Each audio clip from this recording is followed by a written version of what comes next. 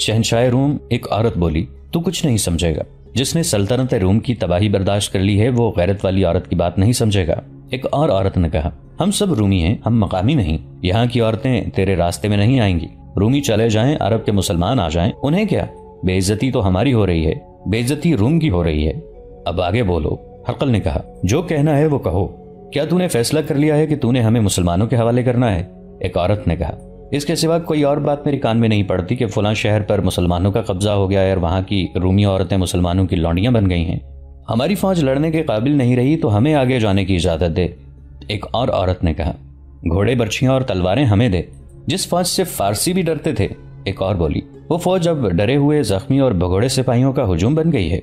यहाँ अब रूम का जो फौजी आता है किसी न किसी किले या मैदान से भागा हुआ आता है। एक और औरत ने कहा, हरकल के मुहाफिज डर रहे थे कि शहनशाह रूम का अताब उन पर गिरेगा कि वो चंद एक औरतों को उसके रास्ते से नहीं हटा सके। तमाशाई इस इंतजार में थे कि हरकल इन तमाम औरतों को घोड़ों तले कुचल देने का हुक्म देगा, लेकिन हरकल खामोशी से, तहम्मुल और बुर्दबारी से औरतों के ताने सुन रहा था, शायद इसलिए कि वो मकामी नहीं रूमी औरतें थीं। हमारी फौज बुज़दिल साबित हुई है। हरकल ने कहा, मैं बुज़दिल नहीं हो गया। शिकस्त खाकर जो भाग आए हैं वो फिर लड़ेंगे। मैंने शिकस्त को कबूल नहीं किया। फिर हमारा शहनशाह क्या सोच रहा है? एक औरत ने पूछा। तुम जल्द ही सुन लोगी। हरकल ने कहा, मैं जिंदा हूँ, मैं जो सोच रहा हूँ वो करके दिखाऊंगा। फतह और शिकस्त होती रहती है। वो कौम हमेशा दूसरों के गुलाम रहती है जो शिकस्त को तस्लीम कर लेती है। मैं तुम्हें किसी का गुलाम नहीं बनने दूंगा। मुसलमानों ने जहां तक आना था आ चुके हैं, अब मेरी बारी है। वो मेरे फंदे में आ गए हैं, अब वो जिंदा वापस नहीं जा सकेंगे। उन्होंने जो लिया है उससे कई गुना ज्यादा देंगे। मेरे लिए दुआ करती रहो। तुम बहुत जल्दी खुशखबरी सुनोगी और तुम अपने खामिदों के, अपने भाइयों के, अपने बापों और अपने बेटों के हौसले बढ़ाती रहो। हम उन पर अपने घरों के दरवाजे बंद कर देंगी। एक औरत ने कहा, तुम उन्हें गले लगाओगी। हरकल ने कहा, अब वो फाते बनकर तुम्हारे सामने आएंगे।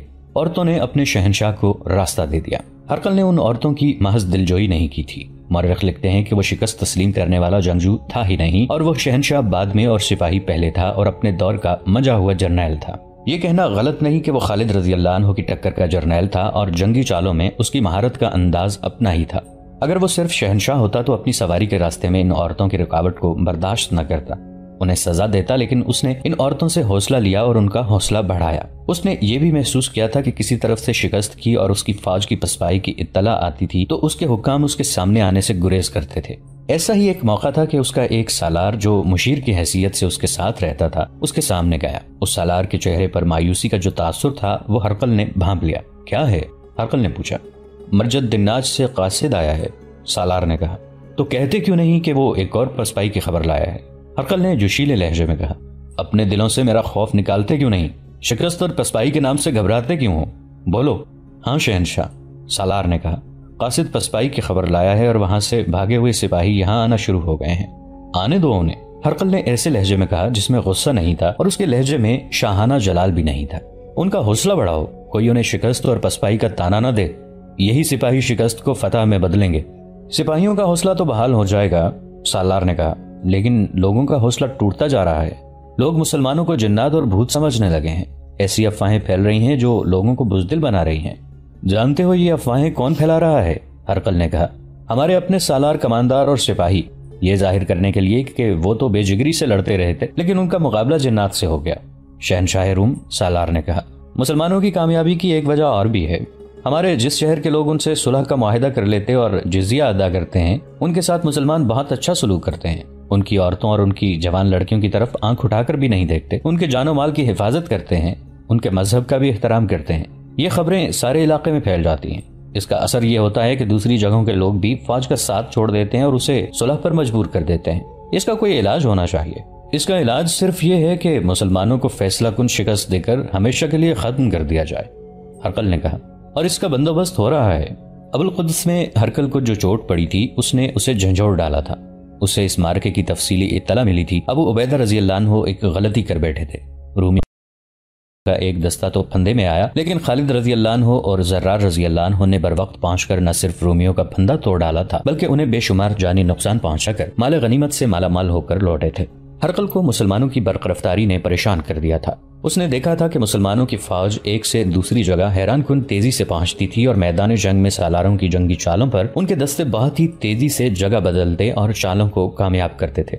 اس کے بعد ہرقل نے جیسے راتوں کو سونا بھی چھوڑ دیا تھا، اس نے اسی روز اپنی سلطنت کے دور دراز گوشوں تک قاصد دوڑا دیے تھے۔ اس نے حکم یہ بھیجا تھا کہ زیادہ سے زیادہ فوجی دستے انطاکیہ بھیج دیے جائیں۔ وہ سلطنت کی تمام تر فوج تو اکٹھی نہیں کر سکتا تھا، ہر جگہ فوج کی ضرورت تھی۔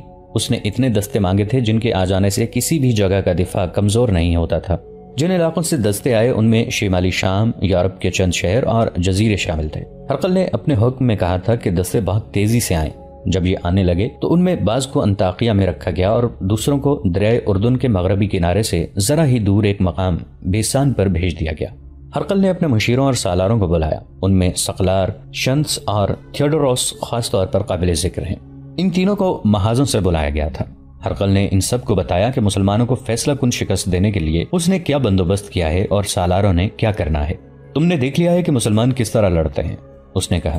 شکست اور پسپائیوں سے تمہیں بددل نہیں ہونا چاہیے، ان سے تمہیں تجربہ حاصل ہوا ہے۔ اگر تم نے کچھ نہیں سیکھا تو تمہارے لیے یہی ایک راستہ ہے، جاؤ اور مسلمانوں کی اطاعت قبول کر لو۔ قیصر روم کی عظمت کو مسلمانوں کے قدموں میں ڈال دو اور صلیب کو بحرۂ روم میں پھینک کر مسلمانوں کے مذہب میں داخل ہو جاؤ۔ تمہیں اپنی جانیں، اپنی بیویاں اور اپنے مال اموال زیادہ عزیز ہیں۔ اسی کا نتیجہ ہے کہ عرب کے لٹیروں کا ایک گروہ تمہیں شکست پہ شکست دیتا چلا جا رہا ہے۔